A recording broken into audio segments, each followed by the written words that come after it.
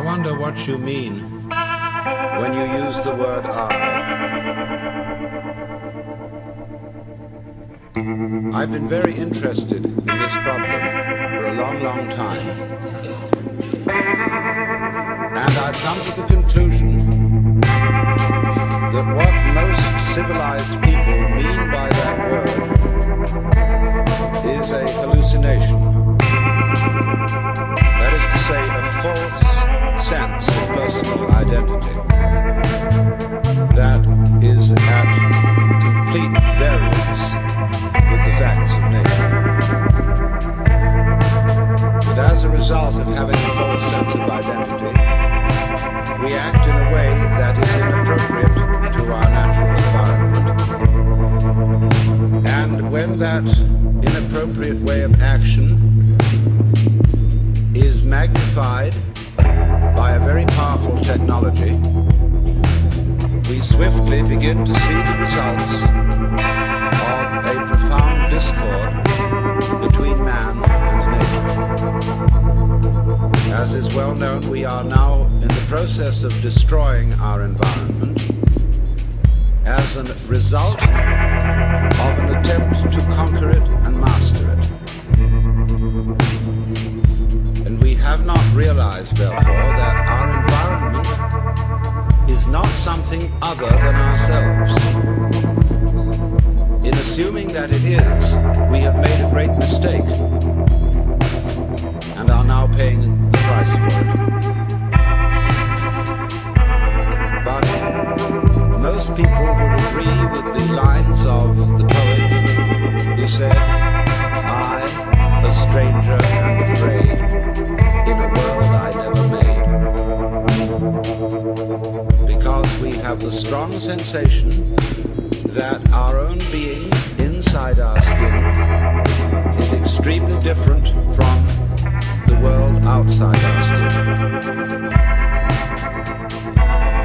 That while there may be intelligence inside human skins, and while there may be values and loving feelings, outside the skin is a world of mechanical process which does not give a damn about any individual and which is basically unintelligent, being gyrations of blind force, and so far as the merely biological world is concerned, gyrations of libido, which is Freud's word for blind lust. It should be obvious that the human being goes with the rest of the universe. Even though we say in popular speech, I came into this world. Now, it is not true that you came into this world. You came out of it. In the same way as a flower comes out of a plant, or a fruit comes out of a tree. And as an apple tree apples, the solar system in which we live, and therefore the galaxy in which we live, and therefore the system of galaxies in which we live, that system peoples. And therefore people are an expression of its energy and of its nature. If people are intelligent, and I suppose we have to grant that if, then the energy which people express must also be intelligent, because one does not gather figs from thistles and grapes from thorns. But it does not occur, you see, to the ordinary civilized person to regard himself or herself as an expression of the whole universe. It should be obvious that we cannot exist except in an environment of earth, air, water, and solar temperature, that all these things go with us and are as important to us, albeit outside our skins, as our internal organs, heart, stomach, brain, and so forth. Now, if then we cannot describe the behavior of organisms without at the same time describing the behavior of their environments, we should realize that we have a new entity of description. Not the individual organism alone, but what would now be called a field of behavior, which we must call rather clumsily the organism environment. You go with your environment in the same way as your head goes with the rest of your body. You do not find in nature faces arriving in the world sui generis. They go with a body. But also bodies do not arrive in a world which would be, for example, a plain ball of scrubbed rock floating without an atmosphere far away from a star. That will not grow bodies. There is no soil for bodies. There is no complexity of environment which is body producing. So bodies go with a very complicated natural environment. And if the head goes with the body and the body goes with the environment, the body is as much an integral part of the environment as the head is part of the body. It is deceptive, of course, because the human being is not rooted to the ground like a tree. A human being moves about and therefore can shift from one environment to another. But these shifts are superficial. The basic environment of the planet remains a constant.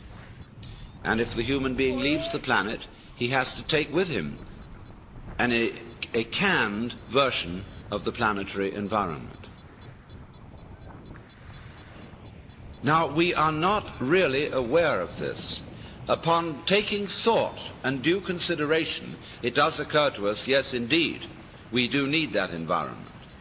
But in the ordinary way, we don't feel it.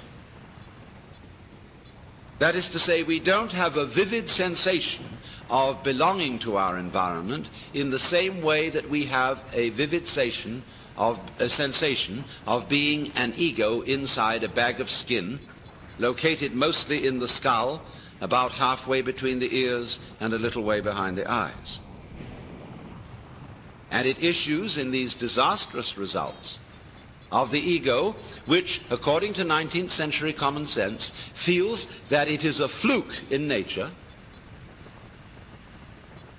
and that if it does not fight nature, it will not be able to maintain its status as intelligent fluke. So the geneticists are now saying, and many others are now saying, that man must take the course of his evolution into his own hands. He can no longer trust the wiggly, random, and unintelligible processes of nature to develop him any further, but he must interfere with his own intelligence and through genetic alterations breed the kind of people who will be viable for human society, and that sort of thing. Now this, I submit, is a ghastly error, because human intelligence has a very serious limitation. That limitation is that it is a scanning system of conscious attention which is linear. That is to say, it examines the world in lines, rather as you would pass the beam of a flashlight across a room or a spotlight. That's why our education takes so long. It takes so long because we have to scan miles of lines of print. And we regard that, you see, as basic information. Now, the universe does not come at us in lines. It comes at us in a multidimensional continuum in which everything is happening all together everywhere at once. And it comes at us much too quickly to be translated into lines of print or of other information, however fast they may be scanned. And that is our limitation so far as the intellectual life and the scientific life is concerned. The computer will greatly speed up linear scanning, but it's still linear scanning.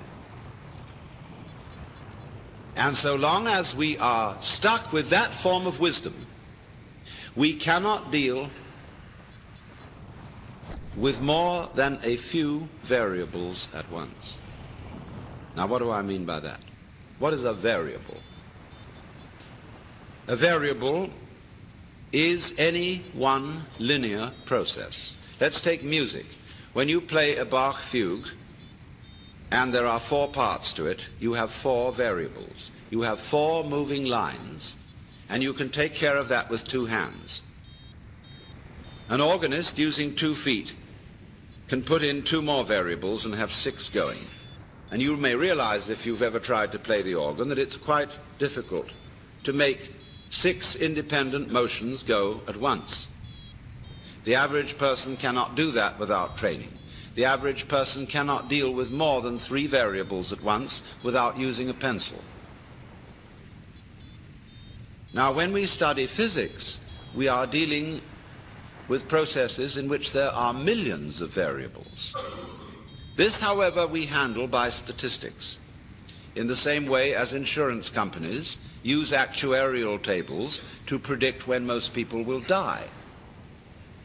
If the average age of death is 65, however, this prediction does not apply to any given individual. Any given individual will live to plus or minus 65 years.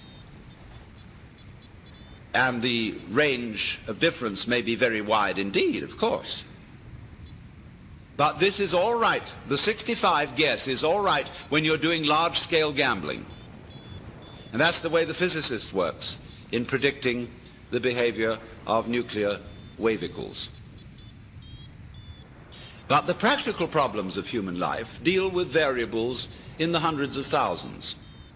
Here, statistical methods are very poor, and thinking it out by linear consideration is impossible. With that equipment, then, we are proposing to interfere with our genes.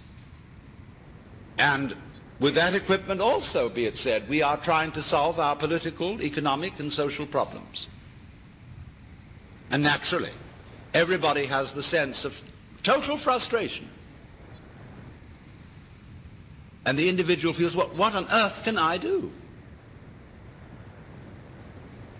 We do not seem to know a way of calling upon our brains, because our brains can handle an enormous number of variables that are not accessible to the process of conscious attention. Your brain is now handling, or your total nervous system, to be more accurate, your blood chemistry, the secretions from your glands, the behavior of millions of cells. It is doing all that without thinking about it. That is to say, without translating the processes it is handling into consciously reviewed words, symbols, or numbers.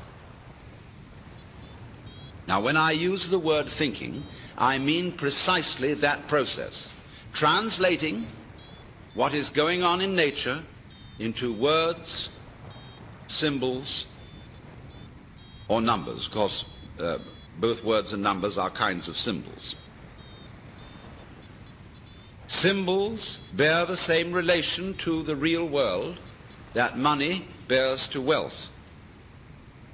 You cannot quench anybody's thirst with the word water, just as you cannot eat a dollar bill and derive nutrition from it. But using symbols and using conscious intelligence, scanning, has proved very useful to us. It has given us such technology as we have. But at the same time, it has proved too much of a good thing. At the same time, We've become so fascinated with it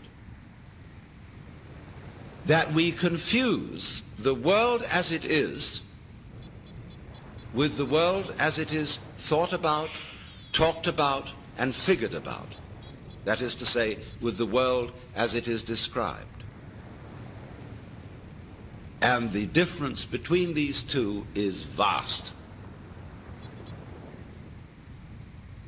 And when we are not aware of ourselves, except in a symbolic way, we are not related to ourselves at all. We are like people eating menus instead of dinners. And that's why we all feel psychologically frustrated. So then we get back to the question of what do we mean by I? Well, first of all, obviously, we mean our symbol of ourselves. Now, ourselves, in this case, is the whole psychophysical organism, conscious and unconscious, plus its environment. That's your real self. Your real self, in other words, is the universe as centered on your organism. That's you. You say, let me just clarify that a little for one reason. What you do is also a doing of your environment. Your behavior is its behavior as much as its behavior is your behavior. It's mutual. We could say it is transactional. You are not a puppet which your environment pushes around. Nor is the environment a puppet which you push around. They go together. They act together. In the same way, for example, if I have a wheel, one side of it going down is the same as the other side of it going up. When you handle the steering wheel of a car, are you pulling it or are you pushing it? No, you're doing both, aren't you? When you pull it down this side, you're pushing it up that side. It's all one. So there's a push-pull between organism and environment. We are only rarely aware of this as when in curious alterations of consciousness, which we call mystical experience, cosmic consciousness, an individual gets the feeling that everything that is happening is his own doing, or the opposite of that feeling, that he isn't doing anything, but that all his doings, his decisions and so forth, are happenings of nature. You can feel it either way. You can describe it in these two completely opposite ways, but you're talking about the same experience. You're talking about experiencing your own activity and the activity of nature as one single process. And you can describe it as if you were omnipotent, like God, or as if it were completely deterministic and you hardly existed at all. But remember, both points of view are right. We'll see where that gets us. But we don't feel that, do we, ordinarily? What we feel instead is an identification of ourselves with our idea of ourselves. Or I would rather say, with our image of ourselves. And that's the person, or the ego. You play a role. You identify with that role. I play a role. It's called Alan Watts. And I know very well that that's a big act. I can play some other roles besides Alan Watts, if necessary. But I find this one better for making a living.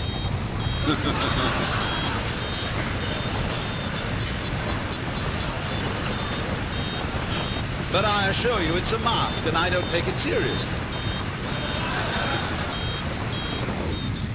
You know, the idea of my being a kind of messiah or guru or savior of the world just breaks me up. As I know me. So it's very difficult to be holy in the ordinary sense.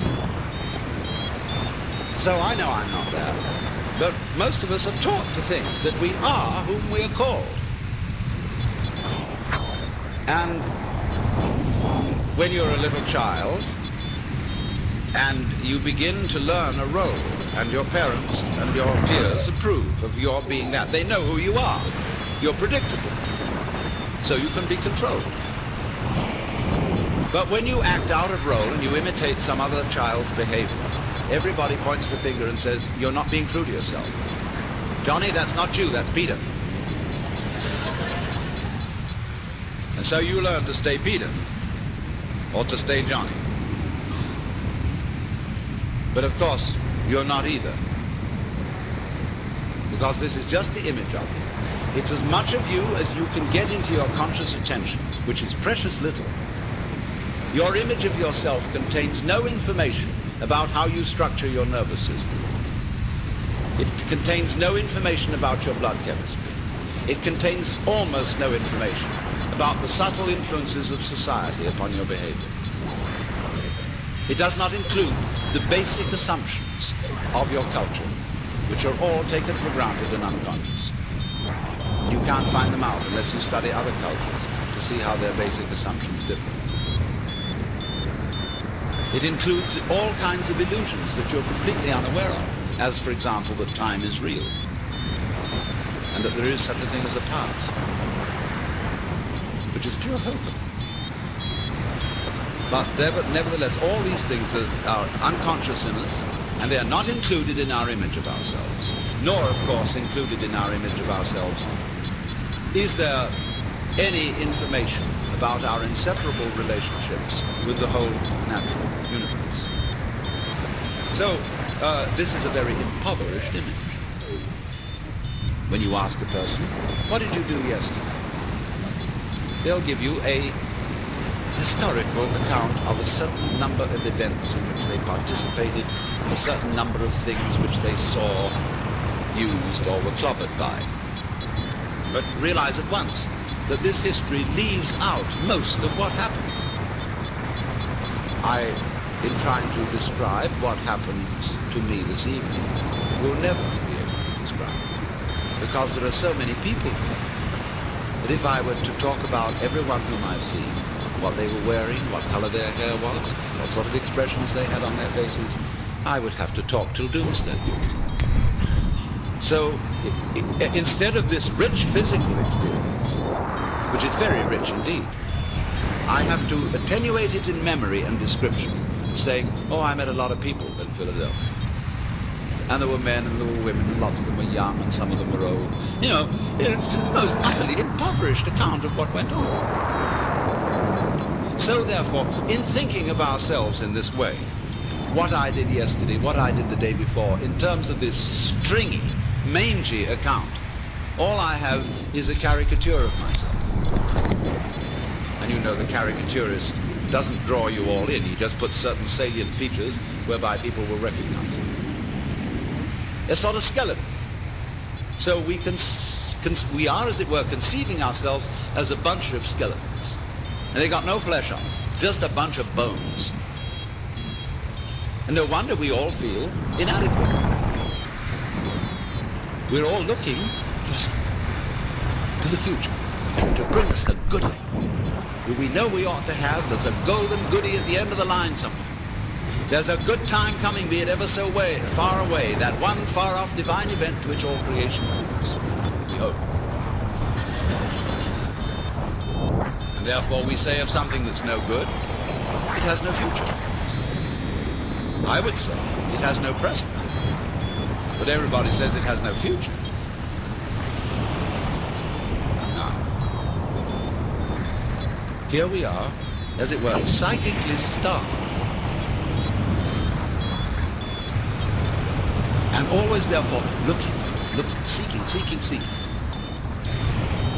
And this confused seeking is going on everywhere. We don't know what we want. Nobody knows what they want. We say, yes, we think of what we want in vague terms. Pleasure, money, wealth, love, fulfillment, personal development. But we don't know what we mean by all that. If a person really sits down to figure out, write a long essay, 20 pages, on your idea of heaven, it'll be a sorry production.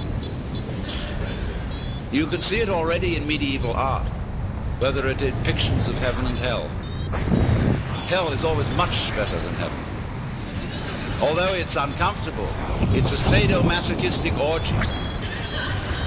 Wowee, hell is really rip-roaring. Whereas all the saints in heaven are sitting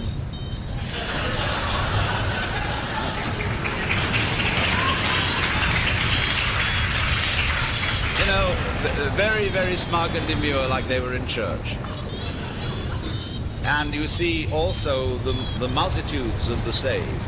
Instead of this writhing, wormy thing, you can see all their heads, which the artist has drawn to abbreviate them, just the tops of their heads in masses. They look like cobblestone street. Flattened out. So, what has happened then is this, that our eye is an illusion. It's an image. And it is no more ourself than an idol is the Godhead.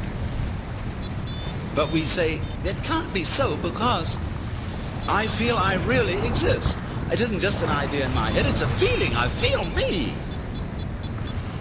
Well, what is it that you feel when you feel I? I'll tell you. What do you do when somebody says, pay attention? What is the difference between looking at something and taking a hard look at it? Or between hearing something and listening intently? What's the difference? What's the difference between waiting while something goes on and enduring it? Why? The difference is this, that when you pay attention, instead of just looking, you screw up your face, you frown, and stare. That is a muscular activity around here. When you will, you grit your teeth or clench your fists. When you endure or control yourself, you pull yourself together physically, and therefore you get uptight. You hold your breath. You do all kinds of muscular things to control the functioning of your nervous system. And none of them have the slightest effect on the proper operation of the nervous system. If you stare at things, you will rather fuzz the image than see them clearly. If you listen intently by concentrating on muscles round the ears, you will be so much attending to muscles here that you won't hear things properly. And you may get singing in the ears. If you tighten up with your body to pull yourself together, all you do is constrict yourself. I remember in school, I sat next to a boy who had great difficulty in learning to read. And what they always say to children is, try. If you can't do something, you must try. So the boy tries. And what has he done? When he's trying to get out words, he grunts and groans as if he were lifting weights. And the teacher's impressed. The boy is really trying, gives him B for effort. All he's doing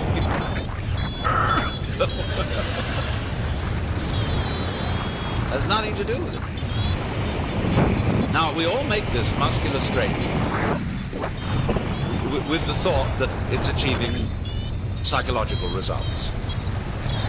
The sort of psychological results it's intended to achieve. Now, all this amounts to is it's like you're taking off in a jet plane. You've got a mile down the runway and the thing isn't up in the air yet. You get nervous. So you start pulling at your seatbelt. That's what it is. Now, that is a chronic feeling. We have it in us all the time, and it corresponds to the word I. That's what you feel when you say I.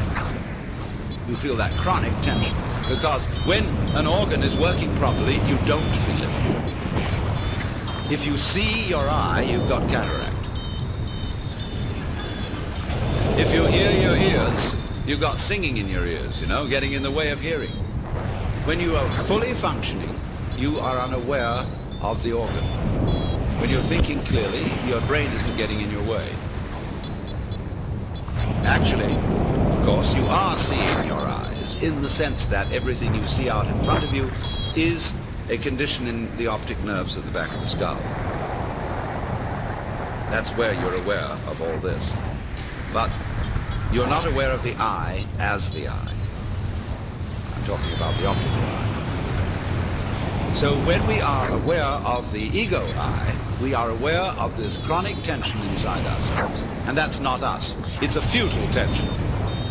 So when we get the illusion, the image of ourselves, married to a futile tension, you've got an illusion married to a futility. And then you wonder why I can't do anything.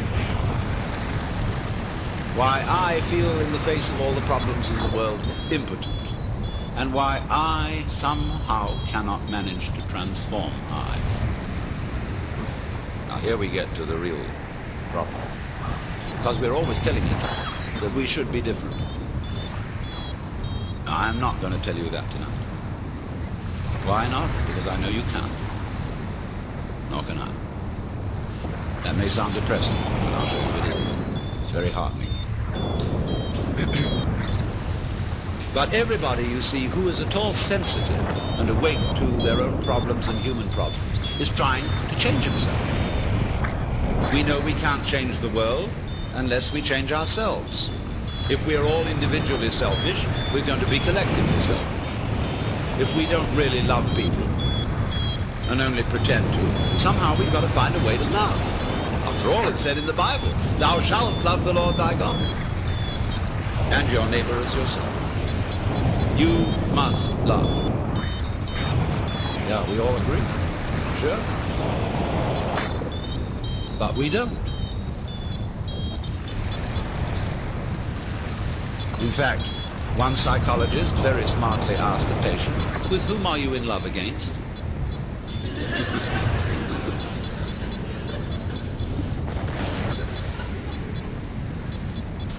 And this particularly becomes appalling when we enter into the realm of higher things, by which I mean spiritual development. Everybody these days is interested in spiritual development.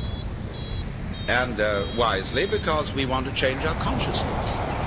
Many people are well aware that this egocentric consciousness is a hallucination. And that they presume it's the function of religion to change it.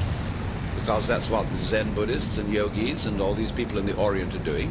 They're changing their state of consciousness to get something called satori, or mystical experience, or nirvana, or moksha, or what have you.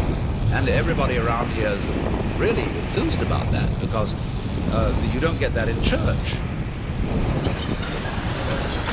I mean, there have been Christian mystics, but the church has been very quiet about it.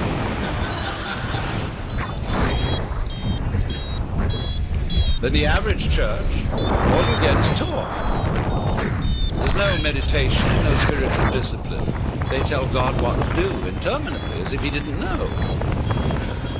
And then they tell the people what to do, as if they could or even wanted to. And then they sing religious nursery rhymes.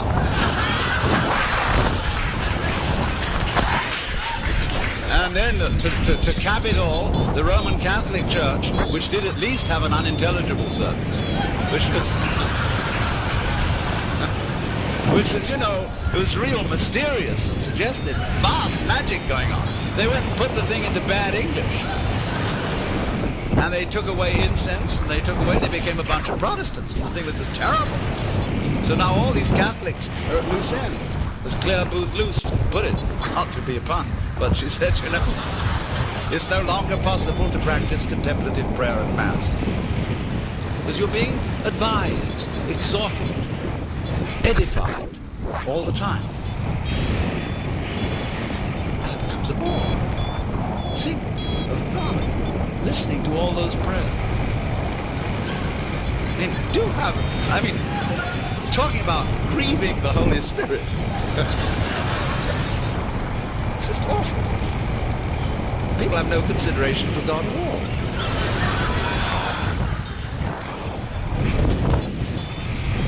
So, but in pursuing these spiritual disciplines, yoga and Zen and so forth, and also psychotherapy, there comes up a big difficulty. And the big difficulty is this. I want to find a method whereby I can change my consciousness.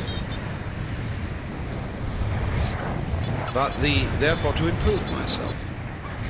But The self that needs to be improved is the one that is doing the improving. And so I'm rather stuck. I find out the reason that I think I believe, say, in God, is that I sure hope that somehow God will rescue me. In other words, I want to hang on to my own existence. And I feel rather shaky about doing that for myself, but I just hope there's a God who will take care of it. Or, if I could be loving, I would have a better opinion of myself. I'd feel better about it. I could face myself, as people say, if I were more loving. So the unloving me, somehow, by some gimmickry, has to turn itself into a loving me, and this is just like trying to lift yourself off the ground with your own bootstraps. It can't be done. And that's why religion, in practice, mainly produces hypocrisy and guilt, because of the constant failure of these enemies. People go and study Zen, and they come back and say, wow, getting rid of your ego is a superhuman task. I assure you it's going to be very, very difficult to get rid of your ego. You're going to have to sit for a long time, and you're going to get the sorest legs. It's hard work. And all you wretched kids who think you're getting rid of your ego on hard or something or other, easy yoga, you don't know what you're in for when it really comes down to the nitty-gritty. You know, the biggest ego trip going is getting rid of your ego.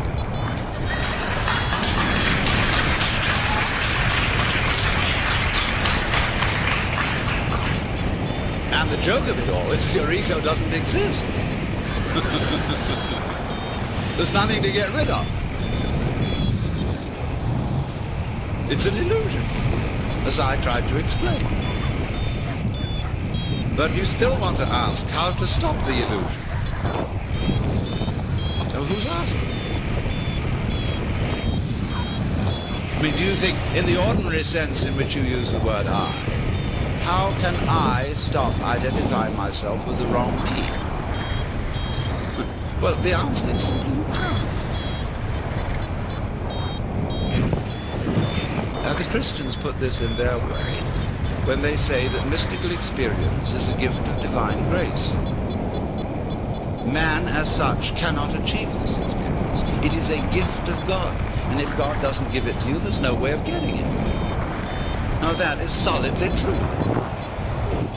You can't do anything about it because you don't exist.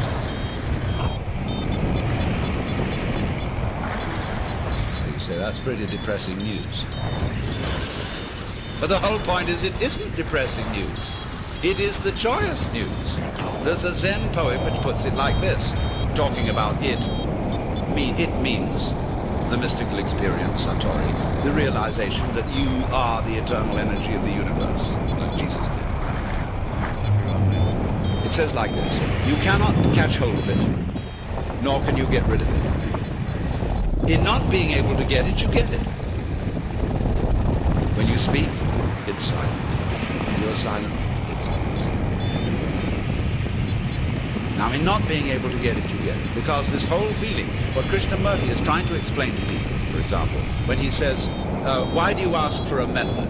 There is no method. All methods are simply gimmicks for strengthening your ego. So how do we not do that? He says, you're still asking for a method. There is no method. If you really understand what your I is, you will see there is no method.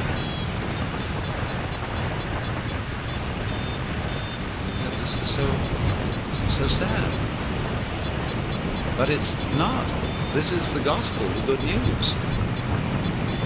Because if you cannot achieve it, if you cannot transform yourself, that means that the main obstacle to mystical vision has collapsed. That was you. What happens? You can't do anything about it. You're at your wit's end. What are you going to do? Commit suicide? But supposing you just put that off for a little while. Wait and see what happens. You can't control your thoughts. You can't control your feelings because there is no control. You are your thoughts and your feelings. They're running along, running along, running along. Just sit and watch them. There they go. You're still breathing, aren't you? Still growing your hair? Still seeing and hearing? Are you doing that? I mean, is breathing something that you do? Do you see? I mean, do you organize the operations of your eyes? Know exactly how to work those rods and cones in the retina? Do you do that? It's a happening. It happens. So you can feel all this happening. Your breathing is happening. Your thinking is happening. Your feeling is happening. You're hearing, you're seeing. The clouds are happening across the sky. The sky is happening blue. The sun is happening shining. There it is. All this happening. And may I introduce you? This is yourself. This begins to be a vision of who you really are. And that's the way you function. You function by happening, that is to say, by spontaneous occurrence. And this is not a state of affairs that you should realize. I cannot possibly preach it to you, because the minute you start thinking, I should understand that, this is the stupid notion again of I should bring it about, and there is no you to bring it about. So that's why I'm not preaching. You can only preach to egos. All I can do is to talk about what is. It amuses me to talk about what is because it's wonderful. I love it, and therefore I like to talk. If I get paid for it, then I make my living. Sensible people get paid for doing what they enjoy doing. So this is not you see, this is the whole approach here is not to convert you, not to make you over, not to improve you, but for you to discover that if you really knew the way you are, things would be sane. But you see, you can't do that. You can't make that discovery because you're in your own way. So long as you think, I'm I. So long as that hallucination blocks it. And the hallucination disappears only in the realization of its own futility. When at last you see you can't do it. You cannot make yourself over. You cannot really control your own mind. See, when we try to control your mind, a lot of yoga teachers try to get you to control your own mind, mainly to prove to you that you can't do it. There's nothing, a fool who persists in his folly will become wise. So what they do is they speed up the folly. And so you get concentrated.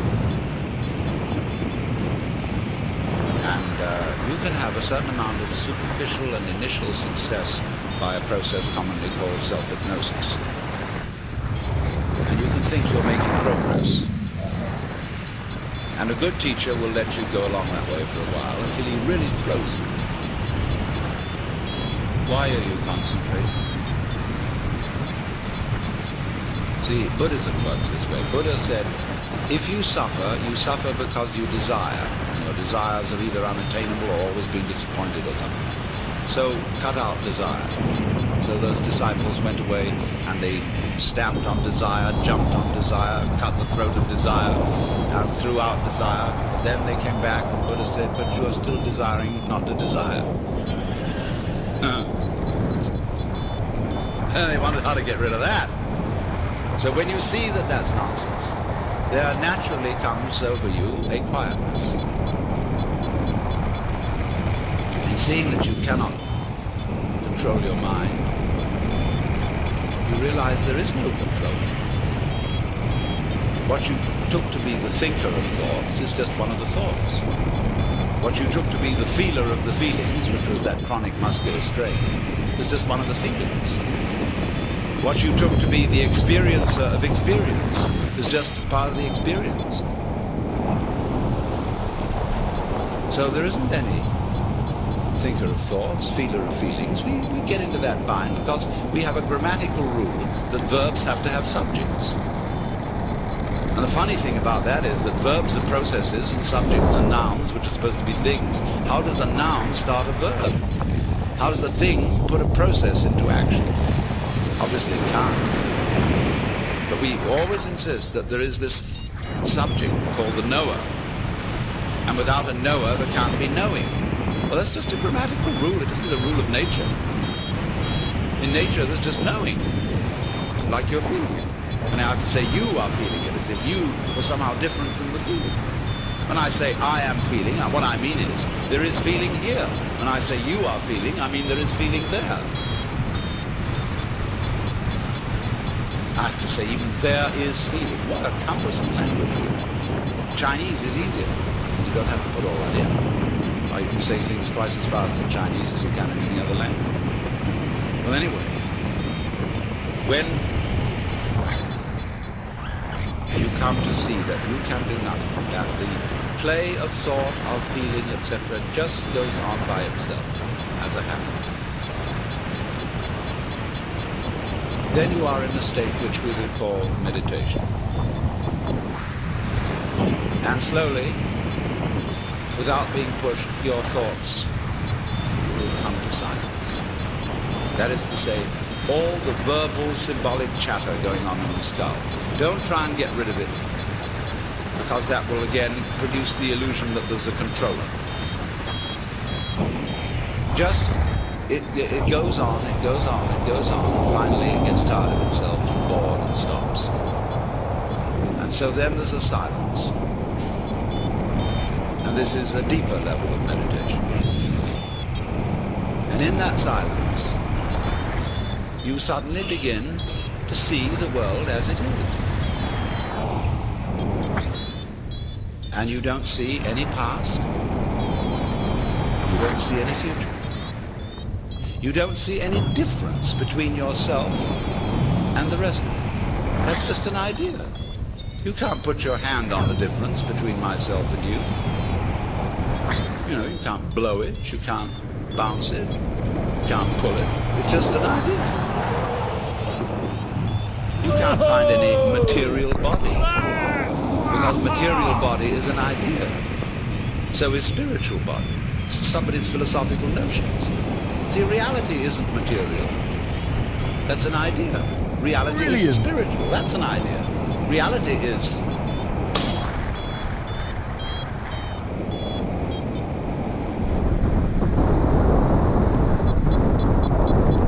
So, we find, if I've got to put it back in words, that we live in an eternal now.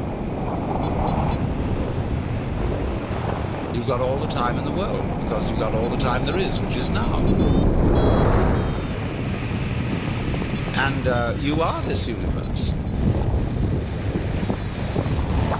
And you feel a strange feeling when ideas don't define the differences. You feel that other people's doings are your doings. And that makes it very difficult to blame other people. If you're not sophisticated theologically, you may, of course, run screaming in the streets and say that you're God. In a way, that's what happened to Jesus, because he wasn't sophisticated theologically. He only had Old Testament biblical theology behind him. If he'd had Hindu theology, he could have put it more subtly. But it was only that rather primitive theology of the Old Testament. And that was a conception of God as a monarchical boss. And you can't go around and say, I'm the boss's son.